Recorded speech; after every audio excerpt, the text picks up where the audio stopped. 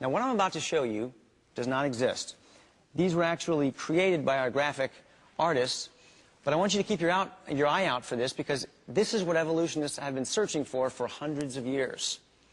All right? And if you find one of these, you could become rich and famous. So here's some transitional forms. This is called the crocodile. Can you see this? Crocodile and a duck. All right, let's try another one. This is the bullfrog. Half bull, half frog. Or, of course, the sheepdog. And you're laughing, of course. Now, some of you might be saying, wait a minute, look at the platypus. There is a mammal with hair and a bill like a duck. Well, yeah, it's a strange one, and that's exactly how God made it. And there's plenty of strange animals like that. Nature is observable proof that every animal brings forth after its own kind. No one has ever seen a horse produce a non-horse, or a bird produce anything but another bird. Even the famous fossil Archaeopteryx, said to be a reptile transitioning into a bird, if you do the research, you'll find out it has been shown to be fully bird, a perching bird. It has feathers. We even have a website. It's called IntelligentDesignVersusEvolution.com. It offers $10,000 to anyone who can present a genuine living transitional form. Charles Darwin said, quote, often a cold shudder has run through me as I've asked myself whether I may not have devoted myself to a fantasy. Time magazine. Scientists concede that their most cherished theories are based on embarrassingly few fossil fragments and that huge gaps exist in the fossil record. Newsweek. The more scientists have searched for the transitional forms that lie between species, the more they've been frustrated.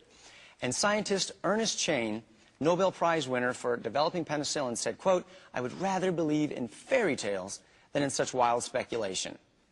Nature is proof, observable proof, that God made us to produce after our own kind. Man did not evolve from amoebas.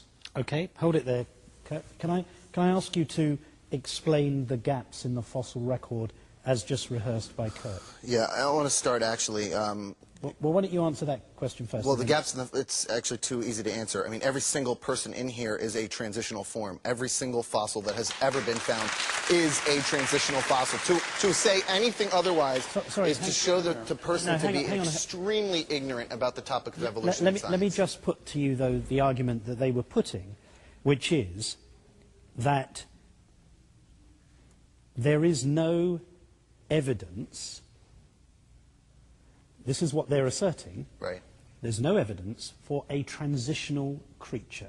But what I'm saying is that every single person alive, every animal that has ever lived is a transitional fossil. What do you mean by that? You can see... But you weren't, when you were born, you weren't transitioning from monkey for the first 5 years to human being for the next 10. Correct. Correct. However, you can look back at what I transitioned from. No, I'm asking... You can look at fossils like Australopithecus afarensis. No, I'm sure, but the argument you're making, sorry, Brian, the argument you just made was that everybody in this room is a transitional creature. And what all life is constantly evolving. And what I'm asking you is, explain to the audience what they were when they were born, which is different to what they are now. No, that's not what I'm saying. Okay, what I'm saying is that people evolve over time. All animals evolve over time. The claim that there have never been any transitional fossils found. I talked to the American Museum of Natural History this week. They were unfortunately unable to bring fossils here. Anybody can go to the exhibit. They have plenty of fossils there to show. Kirk and Ray, I will get you free tickets. I'll pay for the tickets. You need to go and see the exhibits. There are plenty of transitional fossils there. Hundreds and thousands have been found. We put together, I figured you would say this because I know this is your stock, rationalresponders.com/evolution proof. Could you give us one now, a transitional form? Just be specific. Well, you have to go look at them. Australopithecus afarensis. What's the transitional form from what? From a previous other ape-like creature to the, what we have today. There's that Australopithecus afarensis lived about 7 million years ago. There are plenty of transitional fossils in between, because you can date it. How can it be dated? With, what is it? Radiometric dating. And you believe that? Okay, we're not going to get into like we're all believing this on faith. Let me go back for one moment, because you know, you can expose the sort of, you know, and I don't mean offense, Kirk, I really like you when I use the word ignorance, but when you say that evolution says we start with nothing, and that was how you opened your statement, you actually show that you have no understanding of evolution. That's actually the theory of abiogenesis. That's how all things started, okay? That's how life started on Earth. Evolution happens after we were already here, after life started. You spoke about an example where the chicken head, and then the Smithsonian exposed it as a fraud. That's a good example of how science works. We learn from our mistakes. Yeah, they got tricked. They figured it out. We now change that to accept what was the fact. You talk about microevolution. That was maybe wrong, and you have to scrap the theory again and come up with the next one. And it'll happen over and over. You scrap one fossil out of the hundreds of thousands that are available. You spoke about microevolution and how we have that, but not macroevolution. I'd ask you, how can you not walk a mile taking one step at a time? Microevolution is one step at a time. Macro is when you get to that end of that mile. How can you not walk a mile taking one step at a time? Well, before you do that, okay, that's your response to what they said. Can I just respond, Kirk, to the argument that you've just heard, which was that actually evolution is evidenced. There is evidence, and it is accepted. As far as I understand, from the research that I've done, I'm sorry, ask me that question again. As far as, tell me again. Brian's position was that he heard you say that there are gaps in the fossil record. Yeah.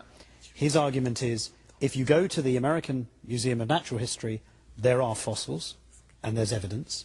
And second, that transition occurs over very large lengths of time. And a mile is accomplished by taking one step at a time. Correct. As far as I understand, any fossil that you find at your museum is a fully formed creature. There is not something in there that is halfway between one animal and halfway between another animal that you can observe to be so. Your assumption is that evolution is true from the outset. That's your presupposition, and therefore you say that you and I are transitional forms. We're constantly changing into the next thing. That's based on your presupposition that evolution is true. But the observable evidence is that you've got animals that are fully formed. You've got adaptation within a species, but you've never seen any animal produce anything other than because that's not how evolution works. You say, that's not how evolution works. Over time it'll turn into something else, but you've never seen it happen. No one's ever seen it happen. And that is called macroevolution. You cannot extrapolate microevolution over time and equal macroevolution. No one's ever seen it demonstrated. Okay. Let me move on. Do you want to have one go? Just briefly, Kelly, because we need to move on because we're... The reason why Kirk isn't seeing the kind of missing link that he wants to see is because mutations must necessarily be small enough to allow for the survival and reproduction of that creature. You're not going to find a half duck, half crocodile, because what would that mate with? That wouldn't be to anything's evolutionary advantage.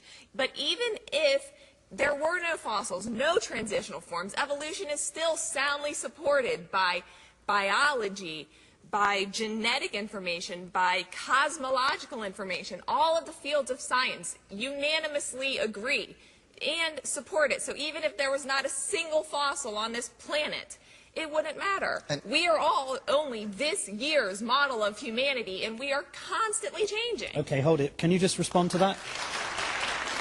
And then we'll move on. Either of you. I already did respond to that just prior to what she said. There was something else that I'd love to bring up before we... I'd like to bring something else up.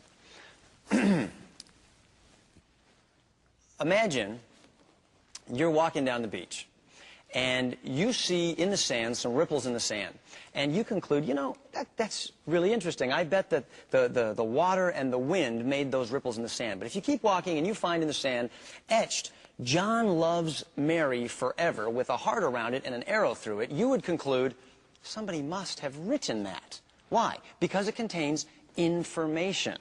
Nature can produce patterns. That happens all the time. But it cannot produce detailed, meaningful information.